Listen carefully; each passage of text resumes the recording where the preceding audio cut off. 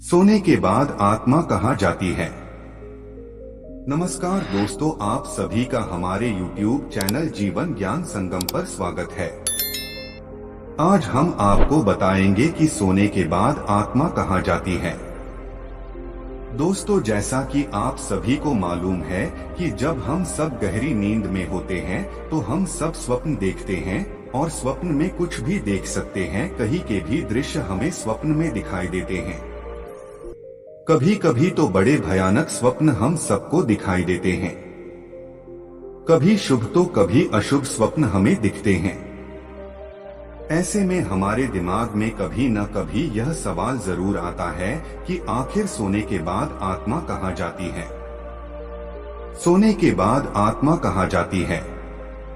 दोस्तों, गीता में भगवान श्री कृष्ण ने अर्जुन को उपदेश देते हुए कहते हैं कि इस आत्मा को न तो शस्त्र काट सकते हैं, न ही इसे अग्नि जला सकती है, न ही इसे जल गला सकती है और न ही इसे वायु सुखा सकती है।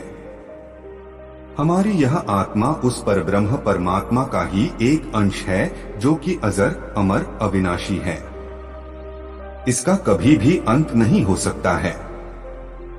दोस्तों, हम आपकी जानकारी के लिए बता दें कि सोने के बाद आपकी आत्मा कहीं नहीं जाती है, उसे कहीं पर जाने की आवश्यकता ही पड़ती है।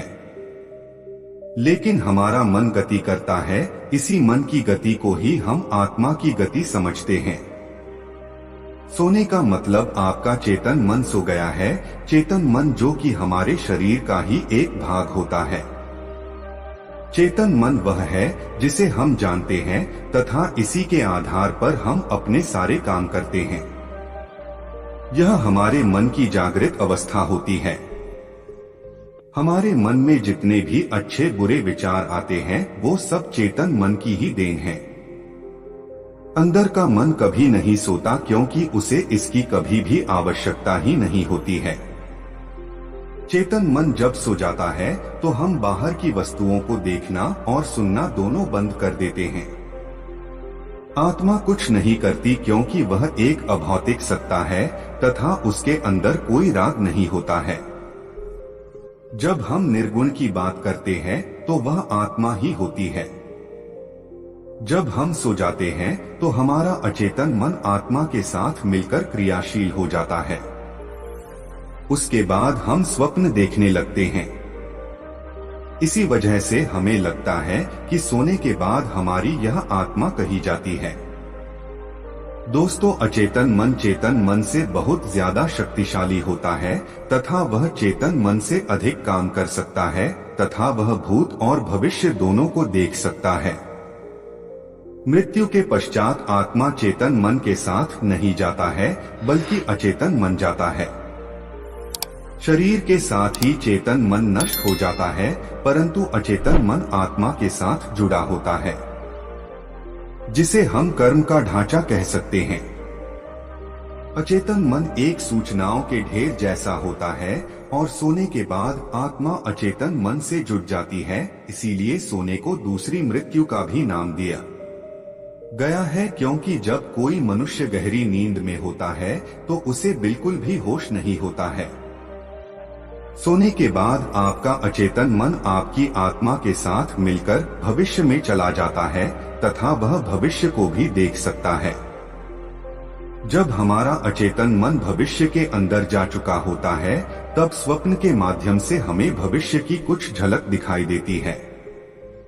इस तरह के स्वप्न तब आते हैं जब हमारा अचेतन मन भविष्य के अंदर जा चुका होता है। आपको कभी कभी ऐसा आभास होता है कि कुछ बुरा होने से पहले आपका मन विचलित हो जाता है, जो कि अचेतन मन के संकेत है।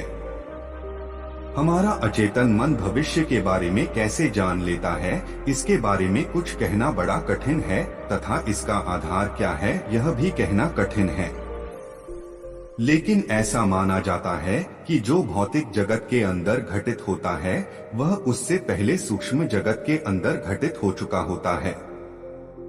इसका मतलब यह है कि हमारे साथ पहले सूक्ष्म जगत में घटना घटित होती है तथा उसके बाद ही उसका असर भौतिक जगत पर पड़ता है। दोस्तों, आत्मा एक सहयोगी है तथा यह मात्र सहयोग कर सकती है।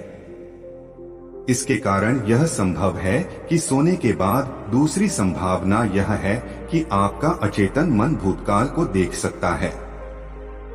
हम आपसे भूतकाल की चर्चा कई उदाहरणों से करेंगे। दोस्तों, भूतकाल का मतलब जो घटित हो चुका है और उसके अंश आपके अंदर मौजूद है, लेकिन चेतन मन उन तक नहीं पहुंच सकता है, लेकिन अचेतन मन इन तक आसानी से पहुंच सकता है। आज के लिए बस इतना ही। मिलते हैं न्यू वीडियो पर। जय हिंद, जय भारत।